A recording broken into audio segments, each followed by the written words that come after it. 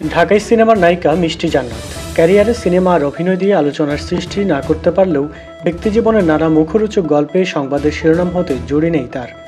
বিভিন্ন সময় নিজের বক্তব্যের জন্য আলোচনায় আসেন এই নায়িকা।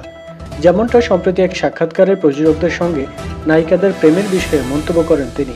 সাক্ষাৎকারে নায়িকা বলেন, বিগ বাজেটের 2টি ছবি সাইনিং হতে যাচ্ছে, হয়েছে একটা অলরেডি। আমার সিনেমার যখন নিউজ হবে, প্রযোজককে বলেছি যদি কোনো নায়িকার সঙ্গে প্রেম করতে ইচ্ছে করে আমাকে সাইনিং করাবেন না। মিষ্টি জান্নাত অভিযোগ করে বলেন, আমি যত ছবি সাইনিং করে দেশের বাইরে গিয়েছি, এসে নায়িকা পরিবর্তন হয়ে গেছে। আমি থাকি, সাথে আরেকজন নায়িকা থাকে।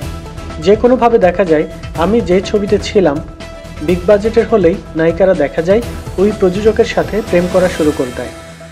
উল্লেখ্য, প্রেম প্রসঙ্গে কথা বললেও মিষ্টি জান্নাত কোনো প্রযোজক বা নায়িকাদের নাম উল্লেখ করেননি।